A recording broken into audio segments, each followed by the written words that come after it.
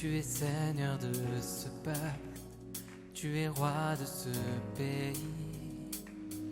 Tu es la lumière dans ces ténèbres, l'espérance des affligés et la paix des angoissés. C'est toi. Nul n'est comme notre Dieu.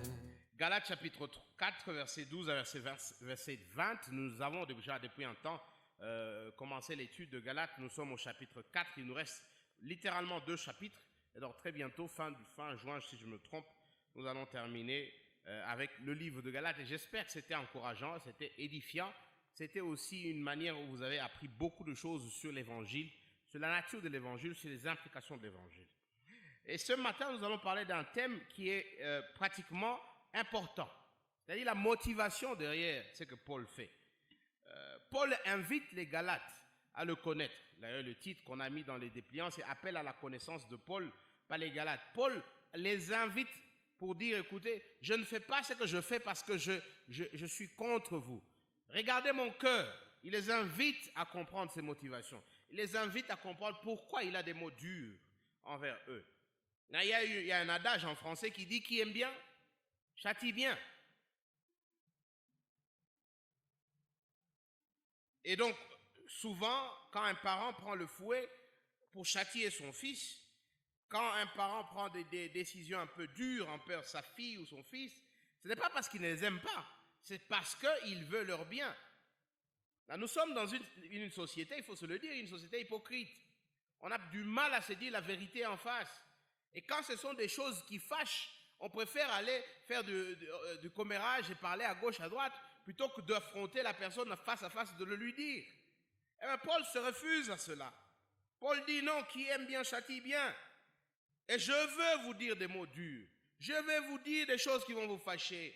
Et il a dit des choses qui les ont fâchés. Si vous avez suivi jusqu'ici, il a dit des choses graves. Mais pourquoi il a dit ces choses graves? Il leur dit, c'est parce que je vous aime. Il leur dit, regardez avec moi le verset 19. Mes enfants, pour qui j'éprouve de nouveau des douleurs de l'enfantement, jusqu'à ce que Christ soit formé en vous. C'est parce qu'il veut du bien pour eux. C'est parce que non seulement il les a aidés à venir à la connaissance de Christ, on va le voir maintenant, mais il veut que ces gens soient formés à l'image de Christ. Et pour cela, il doit les confronter à la réalité, il doit leur dire des mots durs. Il doit les fouetter. Et donc dans ce passage, Paul explique aux Galates que ses motivations, c'est l'amour. Sa motivation principale, c'est le souci de croissance des Galates. C'est pourquoi il utilise des mots lourds. C'est pourquoi il utilise des mots durs envers eux. Ce n'est pas parce qu'il pense qu'ils sont bêtes. Ce n'est pas parce qu'il pense qu'ils sont mauvais. Mais il utilise des mots lourds et des mots durs. Parce qu'il les aime. Parce qu'il veut voir le Christ formé en eux. Et ce matin, j'aimerais qu'on se pose la question, moi et vous, est-ce que nous aimons les gens suffisamment pour leur dire la vérité? Comme il le dit plus tard dans Éphésiens, il le dira, la vérité dans l'amour. Est-ce que nous nous aimons suffisamment dans cette église pour nous dire des choses dures, mais des choses vraies? Et nous le disons non pas parce que nous voulons faire du mal, mais parce que nous nous aimons. Est-ce que nous avons suffisamment d'amour envers nos amis qui ne connaissent pas Christ pour les confronter par rapport à leurs péchés? Pour les confronter par rapport à leur destinée éternelle? Est-ce que nous aimons suffisamment nos membres de famille pour leur rappeler qu'ils sont beaucoup plus dans la religion et non pas dans la foi? Qu'ils sont dans la religion et non pas dans la grâce? Paul dit, il aime les gens tellement, il aime les Galates tellement qu'il ne se permettrait pas de ne pas leur dire la vérité en face. Même si c'est une vérité qui choque. Et son but, ce n'est pas de leur faire mal. Il y a des gens que quand ils parlent, je vais lui faire mal, il va voir. Et il lance un mot. Non, ce n'est pas ça son but. Son but, c'est de les choquer pour que ces gens reviennent à la raison. Et il va comparer, on va le voir, il va comparer sa motivation et la motivation des faux prophètes. Là, moi, je suis ici, j'ai peut-être une perspective différente de vous.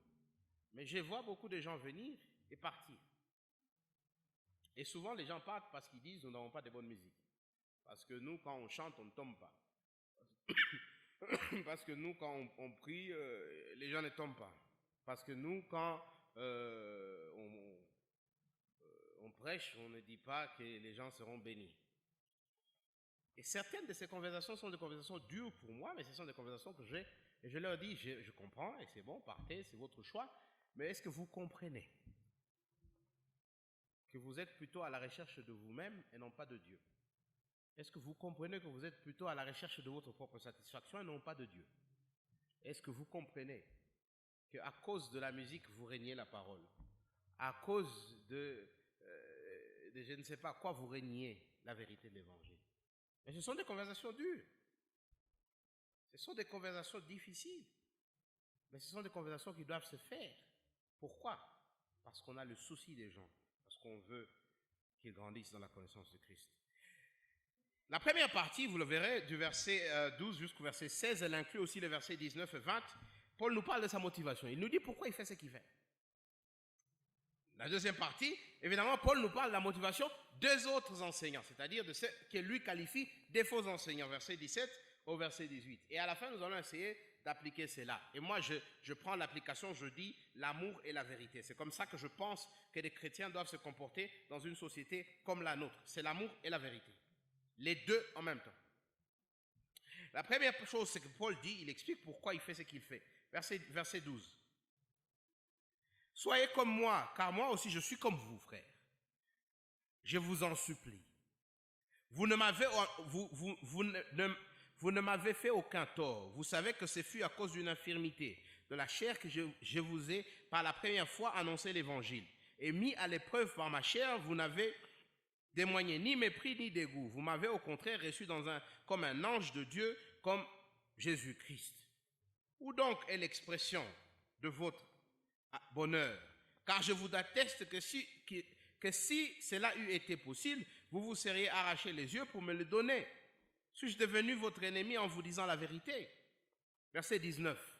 Mes enfants, pour qui j'éprouve de nouveau le douleur de l'enfantement, jusqu'à ce que Christ soit formé en vous. Je voudrais être maintenant auprès de vous et changer de langage, car je suis dans l'inquiétude à cause de votre... je suis dans l'inquiétude à votre sujet. C'est plus ou moins clair, n'est-ce pas? D'ailleurs, quand je commençais l'étude de ce passage, je dois l'avouer, je me suis dit, ok, comment est-ce que j'approche ce passage? Parce qu'il dit au verset 12, soyez comme moi, car moi aussi je suis comme vous. Jusqu'à ce point, on n'a pas entendu de belles choses sur les Galates. Jusqu'à ce point, on entend que les Galates sont en train de quitter la vérité de l'évangile et ils sont en train d'aller vers les faux évangiles. Revenez avec moi dans Galates chapitre 3, on va juste lire quelques versets au premier là. Regardez ce qu'il dit. Ô Galates, dépourvus de sens, qui vous a fasciné, vous aux yeux de qui Jésus-Christ a été peint comme crucifié? Voici seulement ce que je veux apprendre de vous. Est-ce que c'est par les œuvres de la loi que vous avez reçu l'Esprit ou par la prédication de la foi? Êtes-vous tellement dépourvus de sens après avoir commencé par l'Esprit, voulez-vous maintenant finir par la chair? Non, quand moi je lis ce passage-là, et puis je viens ici au verset 13, verset 12, il dit soyez comme moi, car moi je suis comme vous. Je me dis, mais ok, en quoi est-ce que Paul ressemble à ces Galates? Puisqu'on vient de nous dire qu'ils sont dépourvus de sens, ils ne pensent pas. Ils sont en train d'aller sur le mauvais chemin. Alors, quelle est la relation? Et c'est vrai, je dois l'avouer, ça m'a pris du temps. Mais je rends grâce à Dieu puisqu'il nous aide à comprendre ces choses à la fin. Et finalement, je me suis rendu compte que la réponse était dans les versets qui suivent. Il dit, je suis comme vous. Il dit, soyez comme moi, parce que je suis comme vous. Au fait, il est en train de dire que maintenant, là, vous n'êtes plus ce que vous étiez. Il y a quelque chose qui a changé en vous. Maintenant, moi, je reflète. J'ai appris de vous, les Galates, quelque chose que je ne connaissais pas. Et maintenant, moi, j'ai cette chose. Vous ne l'avez plus. Je vous invite à revenir à qui vous étiez. Je vous invite à me ressembler puisque moi, je vous ressemble. Et il les ressemble à quoi? Il le dit. Verset 13. Si je vous ai enseigné, c'était par une certaine maladie. Je ne l'ai pas fait parce que j'ai planifié d'être avec vous. Je suis arrivé dans votre ville, je suis tombé malade. Et qu'est-ce que vous avez fait? Vous m'avez au contraire, verset 14, Vous ne m'avez témoigné ni mépris, ni dégoût. Vous m'avez au contraire reçu comme un ange de Dieu, comme Jésus-Christ lui-même. Vous m'avez aimé. Verset 15, à la fin du verset 15, il dit, car j'atteste que si cela eût été possible, vous vous seriez arraché les yeux pour me le donner. Et donc nous avons ici des gens qui, quand Paul est venu vers eux, Paul n'était pas fort, il était faible de corps, il était malade, ils se sont souciés de lui, ils l'ont protégé au prix de leur propre confort, et ils étaient prêts à aller aux extrémités, à donner tout ce qu'ils pouvaient pour le bien de Paul.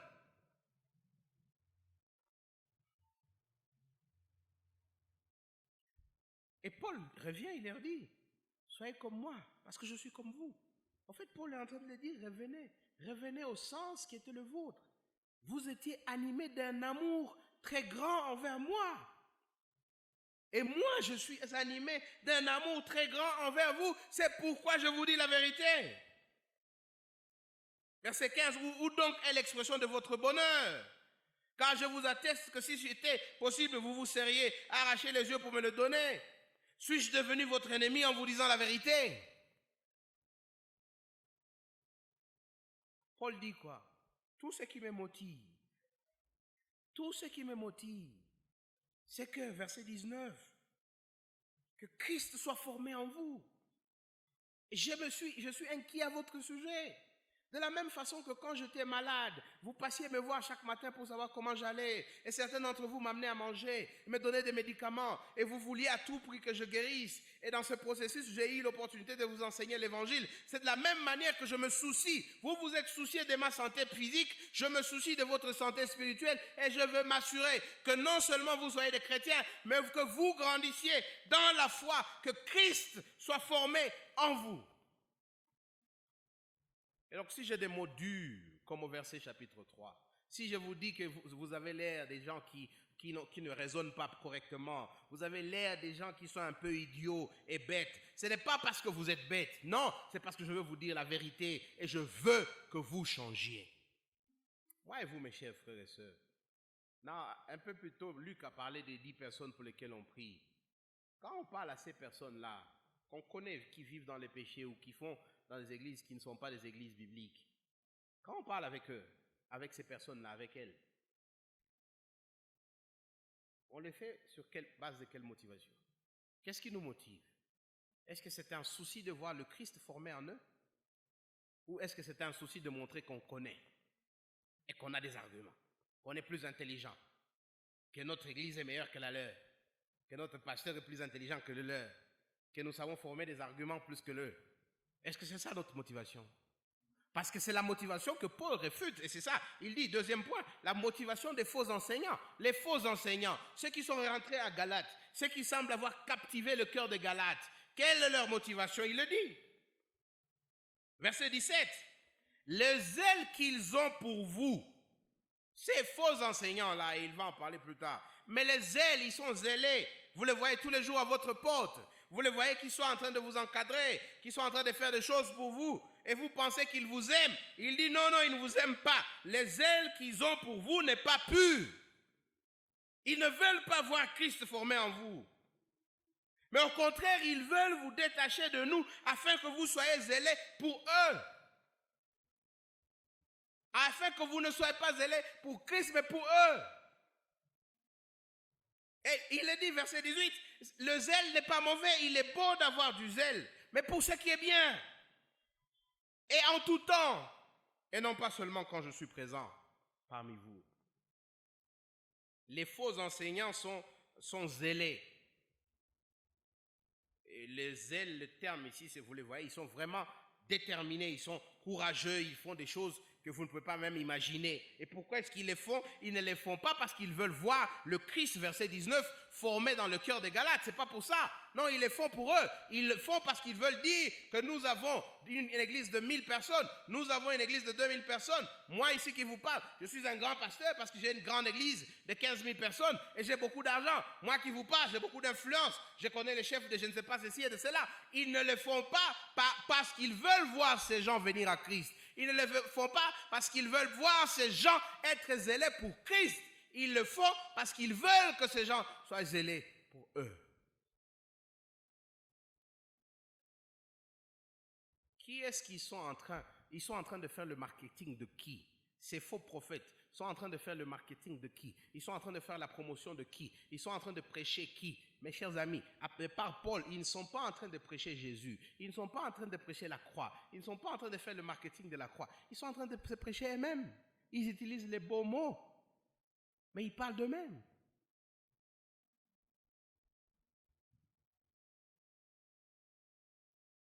Ce que nous avons ici, c'est deux groupes de gens. Nous avons Paul, dont la motivation pour lui, ce n'est pas lui, c'est Christ. Paul se fiche de ce qui lui arrive. Plus tard, il le dira, ce n'est pas moi qui vis, c'est Christ qui vit en moi. Plus tard, il le dira, ma vie ne vaut rien. Ce qui importe, c'est que la parole soit prêchée. Pour Paul, son souci, c'est que Christ soit formé dans les cœurs des Galates. Et ça lui fait du souci de voir les Galates sortir du droit chemin. Pour les faux prophètes, ils s'en fichent de si Christ est formé ou pas. Pour eux, c'est le nombre. C'est le nombre de convertis. C'est les gens qui le suivent. C'est les gens qui disent, ah, ça c'est mon père spirituel. Ah, celui-là c'est mon père. À la fin, c'est de l'argent. À la fin, c'est ce qu'eux, ils reçoivent. Leurs motivations ne sont pas pures, ils sont impurs.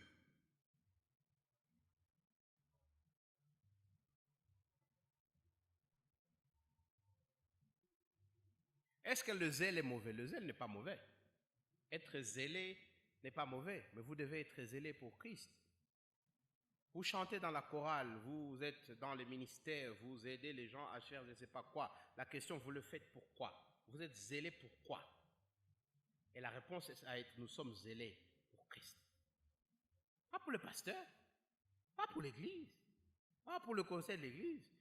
J'ai fait ces histoires parce que je les fais pour Christ. Je suis zélé pour Christ. Pas pour les hommes. J'ai du respect pour le leadership. J'ai du respect pour ceux qui sont en autorité. Mais ce que je fais, je ne le fais pas. Pour eux, je le fais pour Christ. Et regardez, il dit, le zèle c'est bien, verset 18, il dit, le zèle c'est bien. Quand nous sommes là et quand nous ne sommes pas là. Et souvent, ce qui se passe, c'est quoi? Tous ces soi-disant personnes qui sont zélées, quand elles sont zélées pour les mauvaises raisons, eh bien, elles sont zélées quand vous êtes là. Quand le pasteur il est là, eh bien, tout le monde est en marche. Quand il n'est pas là, écoutez, les choses tombent. Je me souviens d'une histoire, et c'est dommage, mais je me souviens d'une dame un jour, elle amène des fleurs à l'église. Elle met les fleurs à l'église. Le pauvre pasteur ne savait pas que c'est la dame qui avait amené les fleurs. Et donc il vient, il dit, oups, qui a fait ce choix de ces fleurs-là? Ce sont des fleurs très laides. La femme commence à pleurer. Et le monsieur, tout d'un coup, il se rend compte, oups, hey, je viens de blesser quelqu'un, pardon. Et il s'excuse. Mais je pose la question, pourquoi cette femme a pleuré? Parce qu'elle a mis les fleurs et elle attendait quoi? Que le pasteur lui dise, oh merci, c'est très bien. Elle n'a pas amené les fleurs pour Christ. Elle n'était pas zélée pour Christ. Elle était zélée pour les yeux des gens. Mettons ces histoires, ces choses en application. Nous sommes dans une culture où les gens sont hypocrites, où les gens vivent. D'abord, ils ne disent pas les choses clairement. Et donc, moi d'ailleurs, souvent, pour ceux qui me connaissent, des fois on dit, écoutez, tu es un peu trop direct, parce que je me dis, mais quelqu'un veut te dire, ah, il commence d'abord à raconter une histoire, il part, il tourne, il rentre, et après il dit, ah, à la fin là, de la conversation, ah, c'est vrai, je suis venu pour te dire, ah, mon cher, tu viens de me prendre 1 heure pour me dire une chose en 1 minute. Et c'est notre culture. Et dans une culture, on ne veut pas dire les choses clairement. Comment nous, chrétiens, on vit? Là, je suis conscient qu'il y a un moment où on doit être un peu plus diplomate dans comment on dit des choses. Mais comment nous, chrétiens, on vit dans une culture comme ça? Dans une culture où les gens ne disent pas la vérité. Vous voulez piétiner sur les doigts, il sourit. Après, quand il sort là, il dit à l'autre, ah, celui-là, il est mauvais, hein? Il va piétiner.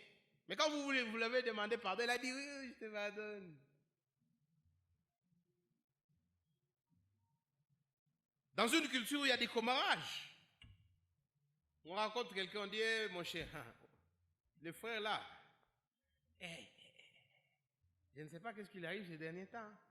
Si tu lui poses la question, tu dis, est-ce que le frère là, il sait ce que tu me dis? Ah non, je ne lui ai pas encore dit. Moi, ceux qui me connaissent, ils savent, je leur dis, allez lui dire. Nous sommes dans une culture où on veut passer par des choses d'hypocrisie, on ne veut pas la vérité. Nous sommes dans une culture où on n'est pas souvent motivé par le bien de l'autre. On veut se faire voir, parce que nous sommes dans une culture où les gens, c'est mativisme. Qu'est-ce que les gens vont penser de moi? Si vous n'avez jamais entendu ça. Moi, j'entends beaucoup de gens qui disent, qu'est-ce que les gens vont dire de moi? Que je suis un mauvais parent, que je n'ai pas fait ceci. Qu'est-ce que les gens vont dire de moi?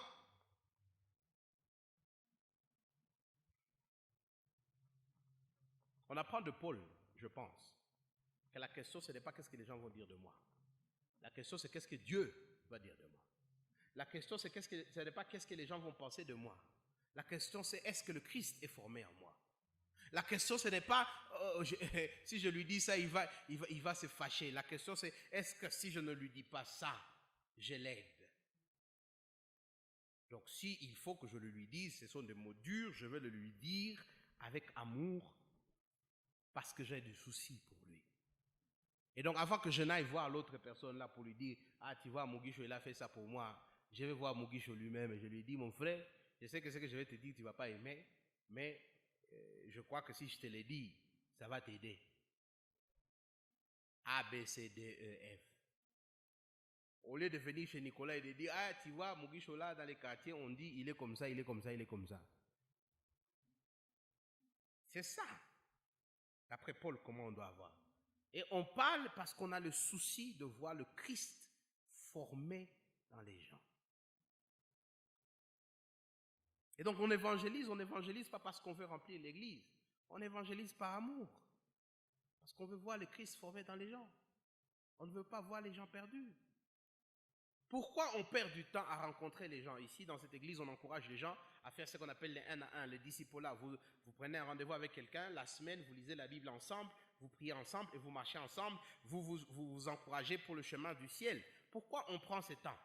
Eh bien, on prend ce temps pour le faire avec un frère ou une sœur parce qu'on veut voir le Christ formé en eux, par amour, par souci. Pourquoi on encourage les gens à venir à des cultes comme ça? Pourquoi on encourage les gens à aller les jeudis dans les cellules? Pourquoi on organise, Luc se démène pour organiser une sortie le 17? Par amour, par souci, parce qu'on veut être en famille. Et en famille, on peut se dire les vérités dans l'amour. Qu'est-ce que ça veut dire? Ça veut dire deux choses. Ça veut dire que d'un côté, moi et vous, nous devons avoir le courage. Nous devons avoir le courage, quand nous voyons un frère ou une sœur dans le péché, le courage de les approcher, comme Matthieu 18 nous le dit, et de leur dire la vérité en face. Pas pour leur faire mal, mais parce que nous avons le souci de les voir marcher avec Christ.